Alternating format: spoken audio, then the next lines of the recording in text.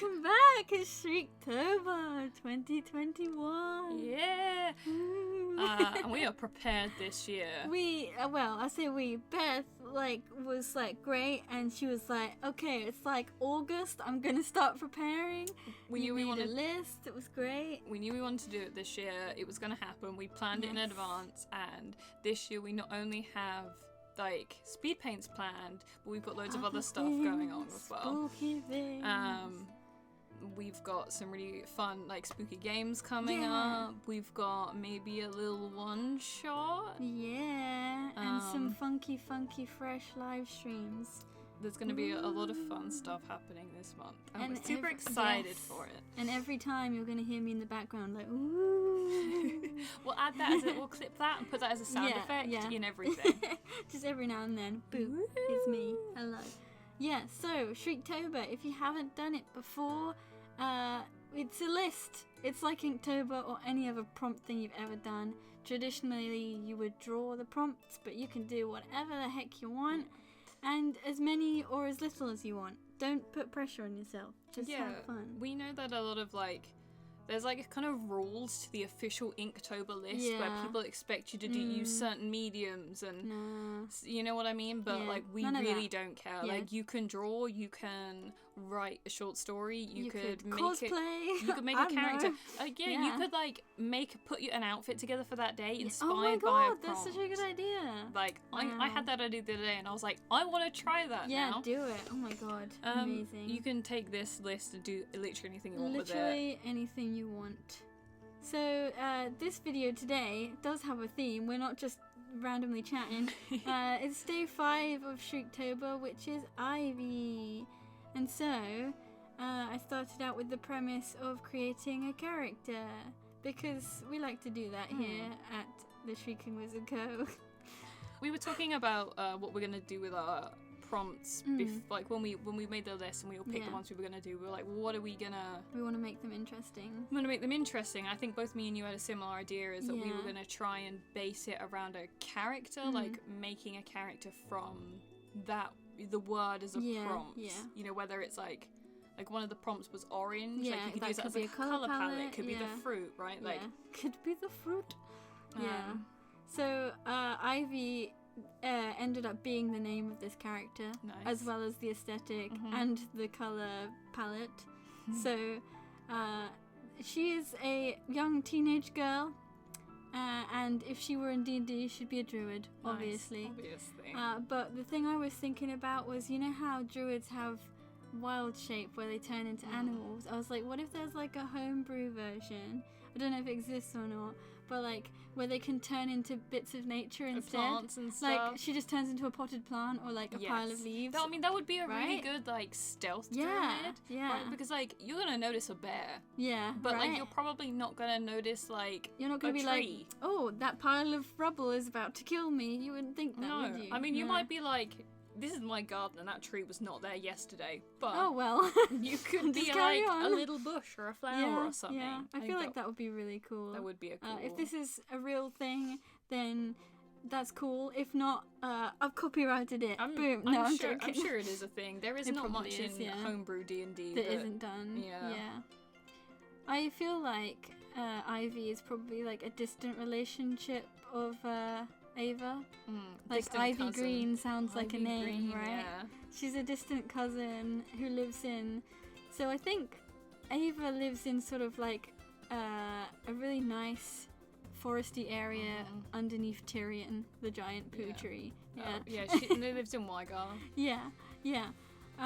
But that's where she's from. Ivy lives in a different forest, and it's one of those ancient ones that's covered in moss and has all the old ruins in it that are all, really big trees. Yeah, and stuff. really big, and it's all dark green. That's where her hair's inspired from. It's mossy. Yeah. Nice. Yeah. Texture. Yeah. And then her outfit is obviously it's got Ivy on it because that was the prompt, but I made the little pants she's wearing, and I think they're little leggings or maybe joggers or something, but they look really cozy, and I want them now. They're just got the little Ivy print. Cozy soft pants. And very soft, fluffy socks. with the ivy print on as well. Yep. I went for a really toned down, like pastel-y colour palette. Even though ivy is quite dark, I didn't want it to be dark because I wanted it to be like a really calm, like, vibe. Talking of things that we create and then we immediately want, I want this jumper because it's like super oversized. It's like a baggy hoodie, and she's just wearing it like she's wrapped it around her like a blanket essentially. I do think a part of drawing is creating things that you wish you had, or you like creating environments that you could be in. Like if you draw like backgrounds and you know, like stuff like that, you're like, I wish to be sitting in this space, or with a cup of tea. Or a hot chocolate. You're creating into existence an item of clothing or a thing that you would like to see in the world. Yeah, definitely. That is a good point.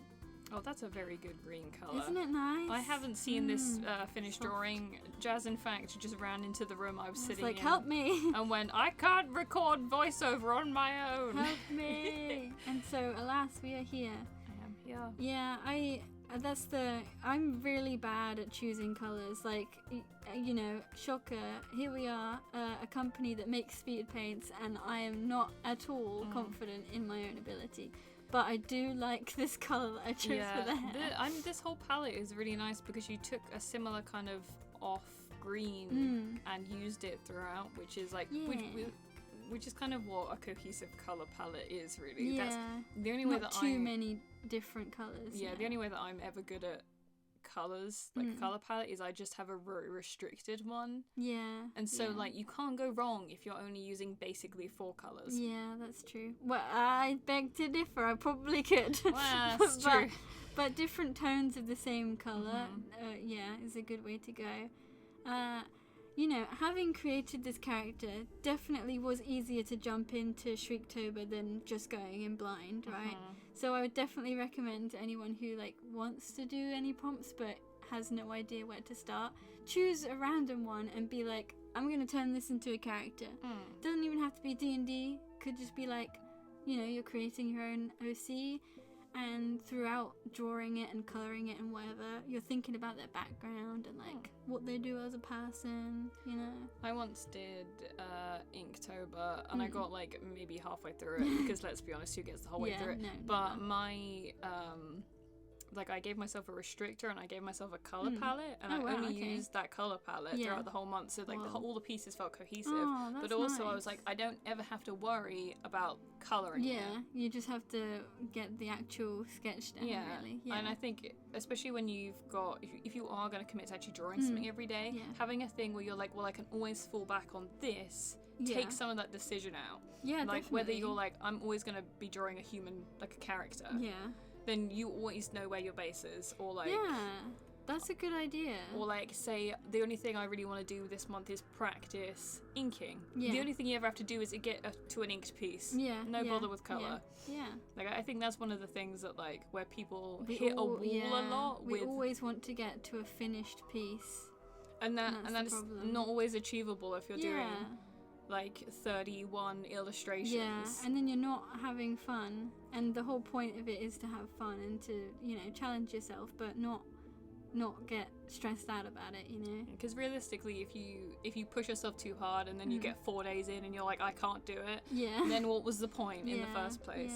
No, just do what you feel able. And I think that's a really good piece of advice, Beth, is to come in beforehand and be like, I'm gonna do this colour palette, or I'm gonna make them all into humans, or maybe you want to practice drawing backgrounds, so you're just gonna do a background inspired by the word every day. Maybe there's something you want to learn, or but just something that takes like one of those decisions out, so that like you don't sit there for 4 hours like, being like, I don't even know what to draw, let alone staring at a blank screen. And we try to, with this prompt list, pick some words that were like just straight up an object, like pine cone or just orange, a colour, and some of them that were a bit more vague so that you could play with a concept. We wanted to like mix it up a bit. Well, that is she. That is she. Ivy. She is so cute. I really do love this colour palette. It really is like foresty because it's all like desaturated.